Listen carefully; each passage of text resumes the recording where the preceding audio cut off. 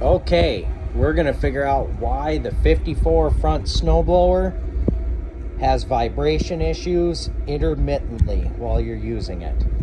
So I am not an engineer, I just have a basic understanding of how stuff works, and this is what I found, and the proof is right here in this 1/4-inch key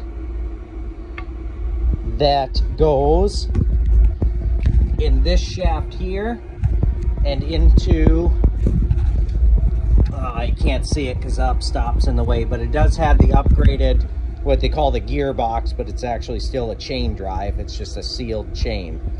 So I'm going to refer to this shaft as the implement PTO shaft. And then this shaft running from the transmission and underneath the tractor as the mid PTO shaft. And there's the infamous carrier bearings that everybody seems to blame these vibration issues on. So if you look underneath, go back under again, you'll see that that U-joint is relatively a straight shot, has a very slight bend to it. And then we have a long shaft, which is connected to a shorter shaft, and that U-joint has substantially more angle to it. We look at our implement shaft. Well, first, let's look at this. This shaft points at an upward angle. So the PTO stub shaft that you hook the implement drive shaft to is at an upward angle. Let me go around the other side here. And if you hear a buzzing, that's my heater going because it's still 5 degrees below zero outside. This one's hard to see. But anyway, this U-joint back here that connects to the tractor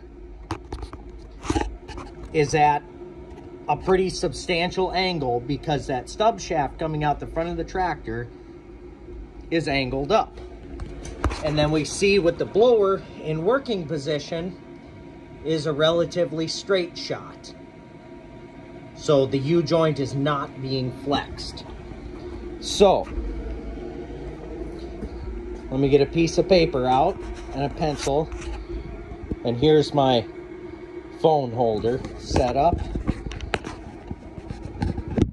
So we put that here and get a piece of paper.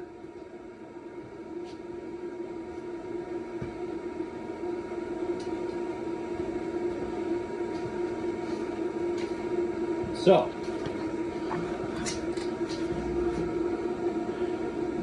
here's our tractor.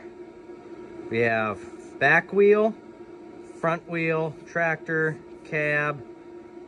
Let's put a guy in there. Give him a beverage, ML. And out here is our snowblower. Could square that up a little bit more. So, our mid PTO shaft. Here's our transmission. Here's our carrier in the front. She comes down at an angle, and then she points up. And then we have our implement shaft, comes straight out the blower, and then angles down into here. So, I'm going to take away the tractor and just show the shafts. So we have like this, and this might be slightly exaggerated, of course it is. And then we couple here, and we have a short piece, and then we go into the blower. There's a U-joint here, here, here, and here. For all practical purposes, this U-joint is straight. And for all practical purposes, this one is. These two are at a substantial angle. So, What we know about U-joints is they are not a constant speed. When a U-joint is angled, the larger the angle here, the more that U-joint speeds up and slows down. If we have a straight shot, and then a U-joint and another straight shot, our motion is constant. If we have, let's go down here. If we have a U-joint that's at an angle, what we get is a speed that goes up and down and up and down and up and down. And the average of that speed is our PTO RPM, 2,000 RPMs at running speed. So I'm not sure what the variation is, but at some points it's going faster and at some points it's going slower. So with U-joints, what we have to do is put them in phase, which is something all off-roaders and everything know about. So the mid-PTO shaft that goes from the transmission to the front of the tractor has this U-joint and this U-joint in phase. The idea behind that is that the oscillations of this U-joint will be the opposite of the oscillations of this U-joint. And when you add up the increase in speed and the decrease in speed, they cancel each other out and you get an even speed at the shaft. The issue here is that on this mid-PTO shaft, so I'll draw in the tires so you can kind of see where we're at here. Here's the cab of the tractor and here's our snowblower again. What we need to assume to get the PTO U-joints in phase is that this angle and this angle need to be the same. The amount that the speed oscillates because of the U-joint is dependent on the angle of the U-joint. So, the fluctuation in speed at this U-joint is not the same as the fluctuation in speed at this one. Remember, this one was relatively straight going into the transmission, and this one is at quite an angle. So if a person were to put a laser tack or something on the stub shaft that sticks out the front of the front of the mid PTO shaft, the part that actually has the male splines on it, you would find that this is speeding up and slowing down like this, up and down with the speed. So now let's take a look at a blow up of our snowblower. Here's our spout coming off. Our PTO shaft, when we're in working position, comes off the back like this, and then we've got a U-joint, and then this part needs to angle down because the male spline shaft coming out of the tractor is angled up. So we have, once again, these U-joints are in phase, but they are not at the same angle. So we are still going to have a situation where this shaft, if you were to spin this at a constant speed, say, you would find that the impeller inside the snowblower, which is hooked directly to it, would speed up and slow down. So, here's the fix.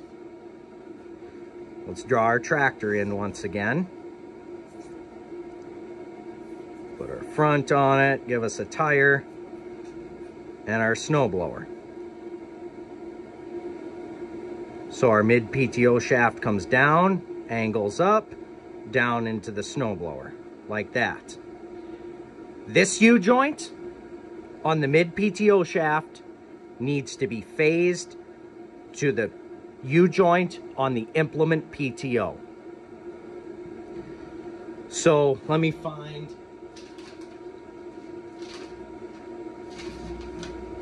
I can't find it. Anyway, so this U-joint is straight and this U-joint is straight. So let's take those out of the equation for our driveline vibration. What we're left with is a pair of U-joints that need to be phased because the angle of these is very similar. So our mid PTO shaft contains two parts, a long shaft and a shorter one. And this is where our U-joint is. Our implement drive shaft has a short piece and one that's a little bit longer. If we draw in, whoops, I missed. If we draw in this line, we would find out,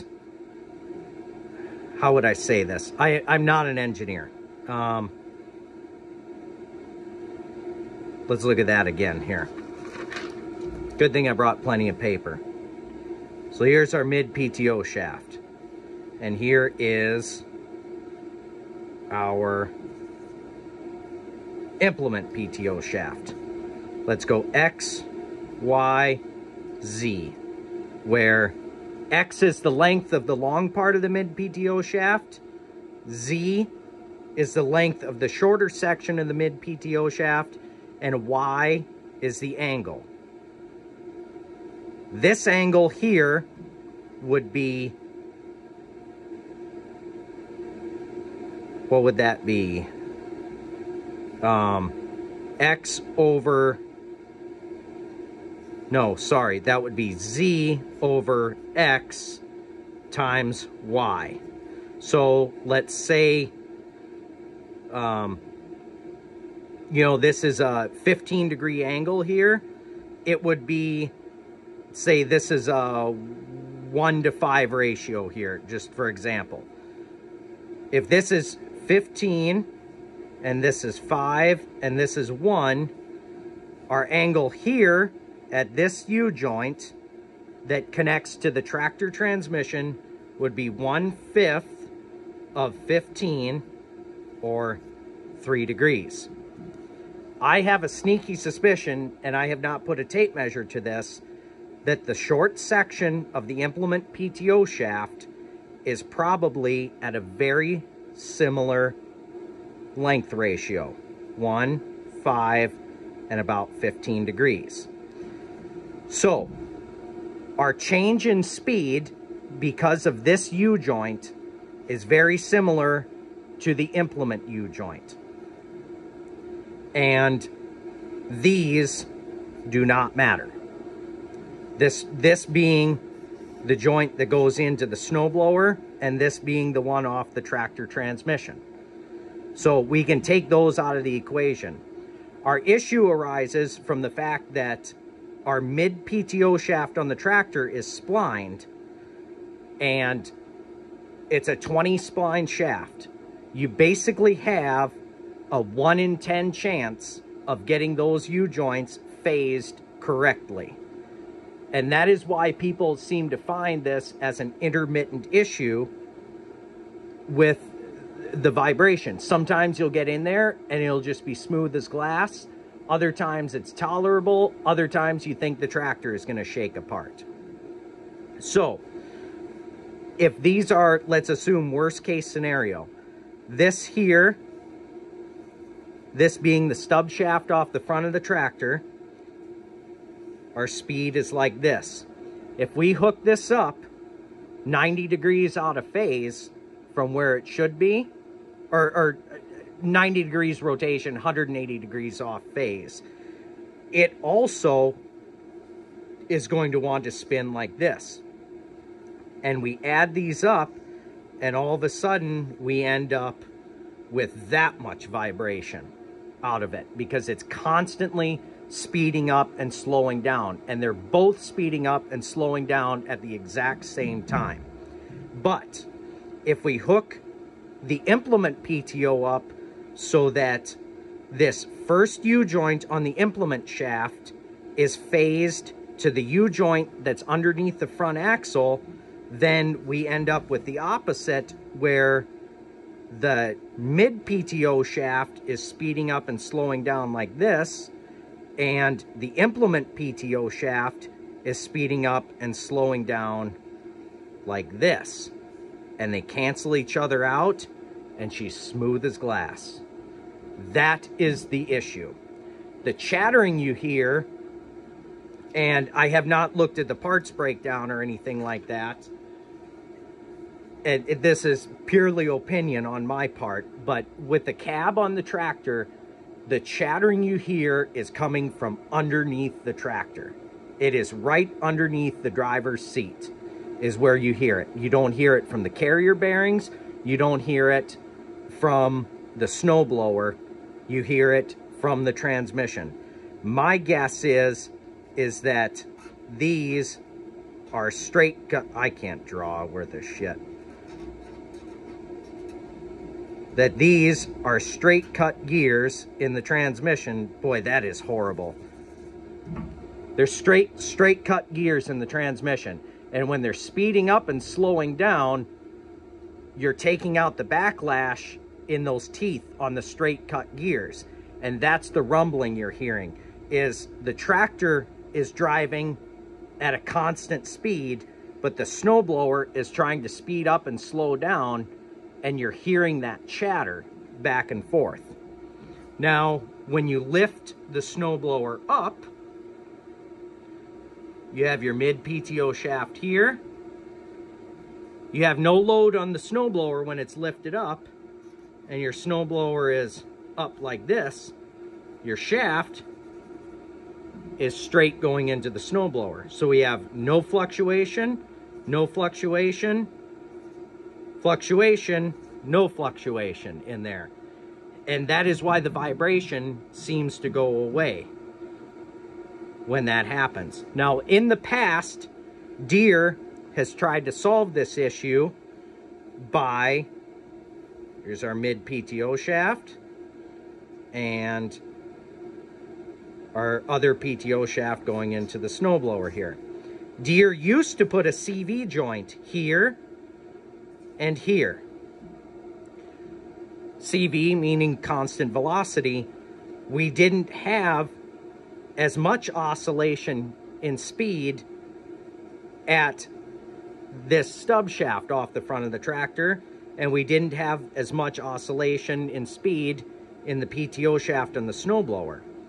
So now that we have constant velocity joints here, our two U-joints that need to be phased would be this one back by the transmission and this one at the snowblower. It was a better system temporarily. The problem with the CV joints is that Deere made them greasable and wide open to the elements, and they wore out and they got slop in them. And the oscillations in the slop would couple together with the slight out of phase of these U-joints, and it vibrated itself to death. So I think the issue with the carrier bearings going out as frequently as they do is because of the constant oscillations in speed and the vibration. And once those carrier bearings go out, then your fluctuations in speed, that 2000 RPM or 2100 RPM oscillation you get, couples with the oscillations from those carrier bearings going out, and it builds on itself even more. So take this down. So when you hook up this mid PTO shaft to the implement drive shaft, see this U-joint here on the end needs to be phased properly with that U-joint right there. And all of your vibration will go away. The speed oscillations will cancel each other out, and you're good to go. Now, how does this prove that I'm right? This is the key that goes in here. And that is more or less a direct drive off, or you know, coupled right through the John Deere so-called gearbox. Look at how this key is worn. Let's see if I can get her to focus. It is worn on both sides. Look at how that thing is tapered out. That shows me that this thing is speeding up and slowing down tremendously to wear that key out. Because there's no reason that this snowblower should be running in reverse. So there should be no there should be no wear on this key on one side, and all of the wear should be on the other. But if you look at how this key is worn, you can tell that that is speeding up and slowing down. Now, if a guy actually sat down and did the math on it, you could probably figure out exactly how much it's speeding up and slowing down. But that is the culprit right there. So the other night I had, we hooked it up, and I'd been complaining for a long time about these vibrations. I took it out the other night. My brother helped me get it hooked up because it was just bitter cold out. And I noticed after he hooked it up that there was no vibration at all. And I'd long suspected that it had something to do with the phasing of the U-joints underneath, but I had no way really to prove it. Well, I looked underneath, and by golly, he had it on the exact correct spline to phase those two U-joints together. And I blew snow with it for hours and never felt one vibration. So as an experiment, I took the implement drive shaft away from the tractor. I turned it 90 degrees, rehooked it, and the vibration was terrible inside the tractor. So that is what you need to do. I don't know how, if a guy's got to put a mark on there or something like that to figure out where the, you know, how to hook it up exactly correctly every single time. But I guarantee you, if you try this, it will work. Absolutely will work. So that being said, everybody seems to enjoy some of the modifications I've done to my tractor. Right now I'm in the middle of, we're going to upgrade the 54 to the, I'm going to take the old metal impeller out and do the 4-blade. This is another upgrade I do on all my snow blowers. Do the drift cutters off of the 47 HD. They bolt on just fine. They'll never bend. This is my contraption I had to come up with to make the single point work with the hydraulics here. It's kind of a lobster looking thing. If I had a to-do over, I would have done it. I get a lot of questions about my fenders. This is actually the kit off of the 2025, so they're the ones that swing out of the way. Not an easy upgrade. If you'll notice, I even had to cut the exhaust pipe here and have that re-welded on so that it sits closer to the tractor in order for it to clear. What else have I done for upgrades on here? So this is a 2016, and this is the add-on Mauser cab, not the factory one. But heated leather seat and radio, and then there's my Bluetooth microphone up there, so do hands-free calling. JBL speakers in it, actually sounds pretty good. And then this is my rocker switch for the electric snowblower chute, which I don't have on there right now. I think this is a switch off of a Toro walk behind snowblower. It's the only one I could find with the little picture on it. I do have the third function. I went through all the work to pull the cab and do that. Battery charger plug-in down here. One of those. What else? Fluid-filled tires, starter weights, 2 sets on there. Here's my, what I do for a toolbox on here. It's just the factory mount. Then I went and got a couple of U-bolts. U-bolted her right on there. Got the step. Did the receiver hitch down there.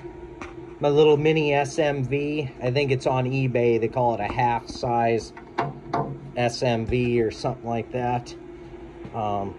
Sticker. Chain box. And then satellite radio antenna. I did do the single point.